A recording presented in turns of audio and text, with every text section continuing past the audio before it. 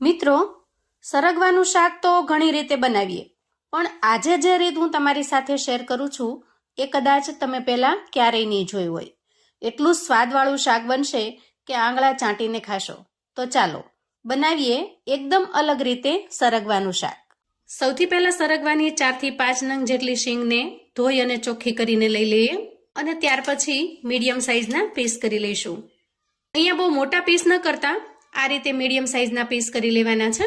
મોટા ભાગે આપણે સરગવાનું શાક બટેકાની સાથે બનાવતા હોઈએ છીએ અથવા તો ચણાનો લોટ નાખી સરગવાની કઢી પણ બનાવતા હોઈએ છીએ. પણ આજે આપણે જે શાક બનાવીશું એકદમ યુનિક અને અલગ છે.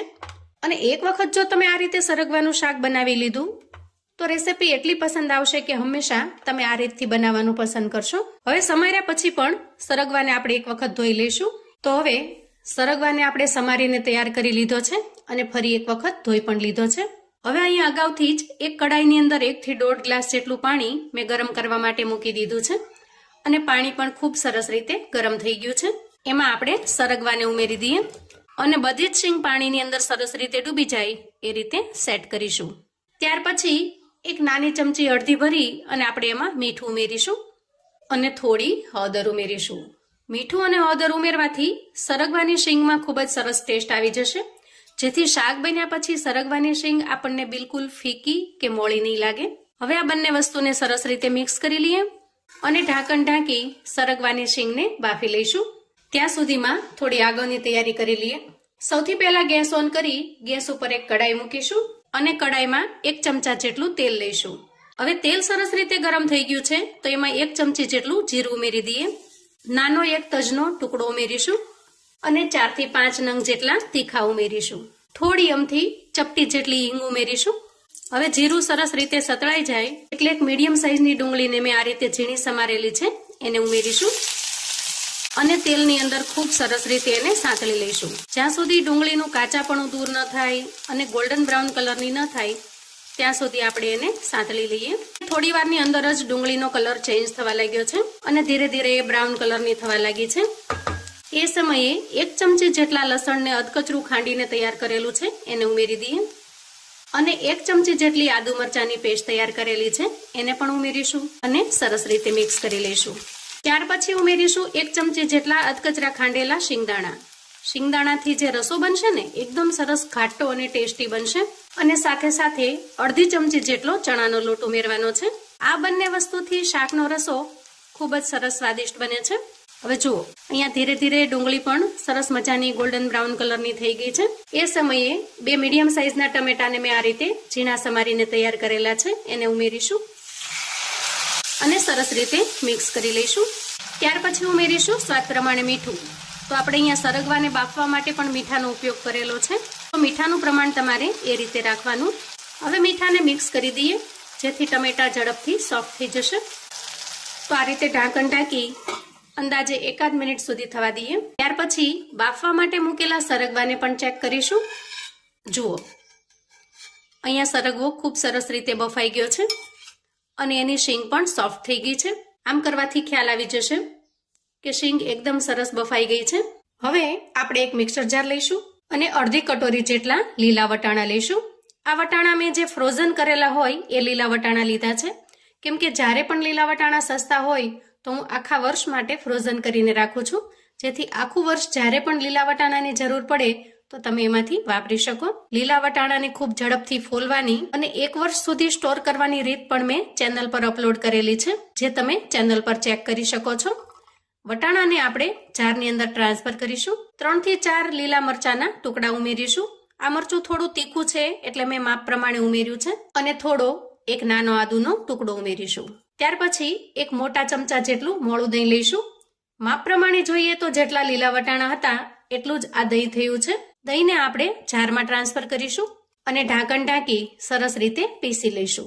જુઓ, આ રીતે એકદમ સરસ સ્મૂથ પેસ્ટ બનીને તૈયાર થશે. અને હવે ટમેટાને ચેક કરી લઈએ. અહીંયા ટમેટા પણ ખૂબ સરસ સોફ્ટ થઈ ગયા છે. વચ્ચે મેં એક વખત ખોલીને ચલાવી લીધેલું જેથી તળિયે ચોંટી ન જાય.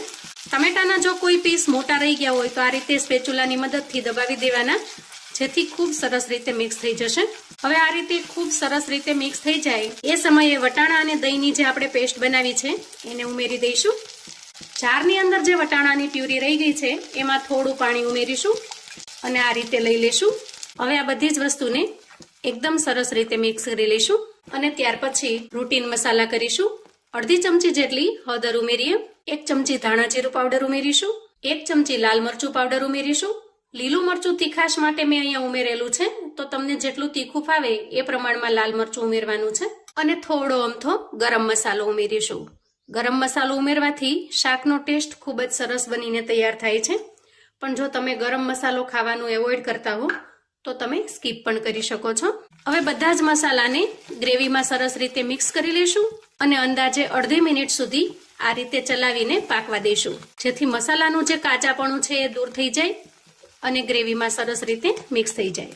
હવે મસાલા મિક્સ કર્યા પછી ધીરે ધીરે એમાંથી તેલ રિલીઝ થવા લાગ્યું છે. અહીંયા તમે જોઈ શકો છો કિનારી ઉપર. આ સમયે આપણે 1 ગ્લાસ જેટલું પાણી ઉમેરીશું અને ગ્રેવીમાં પાણીને સરસ રીતે મિક્સ કરી લઈશું. પાણી ઉમેર્યા પછી ગ્રેવીને આપણે થોડી વાર માટે પાકવા દઈશું. તો ઢાંકણ ઢાંક્યા વગર આ રીતે ખુલ્લી રાખી 2 થી 3 મિનિટ સુધી સરસ રીતે પાકવા દઈએ.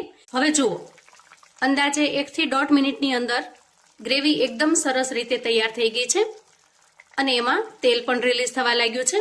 આ સમયે આપણે બાફીને તૈયાર કરેલી સરગવાની શીંગ ઉમેરી દઈએ અને સરસ રીતે મિક્સ કરી લઈએ. હવે ફરી આપણે ઢાંકણ ઢાંકીશું અને અંદાજે 1 થી 1.5 મિનિટ સુધી સરસ રીતે થવા દઈશું, જેથી સરગવો ગ્રેવીની અંદર સરસ રીતે મિક્સ થઈ જશે અને ગ્રેવીનો જે મસ્ત ચટપટો ટેસ્ટ છે એ પણ સરગવામાં અંદર સુધી બેસી જશે. હવે આ પાણીમાંથી સરગવાની શીંગને કાઢ્યા પછી આ બચેલા પાણીનો તમે ગ્રેવીમાં નાખવા માટે પણ ઉપયોગ કરી શકો છો અને એક બીજો પણ સરસ ઉપયોગ છે જે હું તમને આગળ બતાવું છું. હવે 2 મિનિટ પછી આપણે ઢાંકણ ખોલીને ચેક કરીશું. વાહ, જુઓ, અહીંયા કિનારી ઉપર એકદમ સરસ રીતે તેલ રિલીઝ થઈ ગયું છે અને ગ્રેવી પણ ખૂબ સરસ રીતે તૈયાર થઈ ગઈ છે. તો અહીંયા ગેસની ફ્લેમને બંધ કરીશું, ઉપરથી થોડી કોથમીર ઉમેરીશું અને સરસ રીતે મિક્સ કરી લઈશું. હવે આ શાકને આપણે સર્વ કરી લઈશું. તો શાકને સર્વ કરતા પહેલા આ પાણીનો ઉપયોગ કઈ રીતે કરવાનો છે એ પણ બતાવી દઉં. એના માટે 1 ગ્લાસ લઈશું અને બિલકુલ ગાળ્યા વગર એ પાણીને આપણે ગ્લાસમાં ટ્રાન્સફર કરીશું. હવે આ જે પાણી છે એના અંદર મીઠું, હળદર અને ખૂબ સરસ રીતે બાફેલા સરગવાના પોષક તત્વો છે. તો હવે મરીનો પાવડર ઉમેરીશું, એટલે કે તીખાનો પાવડર ઉમેરીશું અને થોડો શેકેલા જીરાનો પાવડર ઉમેરીશું. બંને વસ્તુને ખૂબ સરસ રીતે મિક્સ કરી લઈશું. તો એકદમ હેલ્ધી અને પોષક તત્વોથી ભરપૂર એવું તમારું આ ડ્રિંક બનીને તૈયાર છે. જો તમે વજન ઘટાડવા માંગો છો, ડાયાબિટીસને નિયંત્રિત કરવા માંગો છો, કોલેસ્ટ્રોલ ઘટાડવા માંગો છો અથવા તો ડાયટિંગ પર છો, કોઈ પણ પ્રોબ્લેમ હોય, આ ડ્રિંક એના માટે આશીર્વાદ સમાન બને છે. ખૂબ જ હેલ્ધી અને ટેસ્ટમાં પણ લાજવાબ બને છે. તો હવે આપણે શાકને સર્વ કરી લઈએ. બિલકુલ કોરું ન લાગે અને એકદમ સરસ ગ્રેવીથી ભરપૂર બને છે. ખરેખર સરગવાનું શાક બનાવવાની આ રીત પહેલા તમે ક્યારેય ટ્રાય નહીં કરી હોય. આ શાકને તમે પૂરી, પરાઠા, રોટલી કે ભાખરીની સાથે પીરસી શકો છો. ભાતની સાથે પણ આ શાક ખાવાની તમને ખરેખર ખૂબ જ મજા પડે એવું ટેસ્ટી બને છે. ટેસ્ટમાં એટલું લાજવાબ કે ખાતા પેટ તો ભરાશે પણ મન બિલકુલ નહીં ભરાય. તો મિત્રો, આવું અવનવું જાણવા માટે અને મને સપોર્ટ કરવા માટે ચેનલ પર જો તમે નવા છો તો પ્લીઝ ચેનલને સબસ્ક્રાઇબ કરો. વિડીયો ગમે તો લાઈક અને શેર કરો. તમારા સગા સંબંધી મિત્રોને પણ આપણી આજની એકદમ ટેસ્ટી એવી સરગવાના શાકની રેસિપી ચોક્કસથી મોકલી આપજો, જેથી એ લોકો પણ બનાવીને તૈયાર કરી શકે, એન્જોય કરી શકે અને એના પરિવારને પીરસી શકે. કોમેન્ટમાં મને ચોક્કસથી જણાવજો મિત્રો કે આ રેસિપી તમને કેવી લાગી છે. તમે મારો વિડીયો ક્યાંથી ને કયા ગામથી જોઈ રહ્યા છો એ પણ ચોક્કસથી જણાવજો. તમારી કોમેન્ટ વાંચી મારા ઉત્સાહમાં વધારો થાય છે. તો ફરી મળીશું એક નવી રેસિપી સાથે. ત્યાં સુધી આવજો મિત્રો.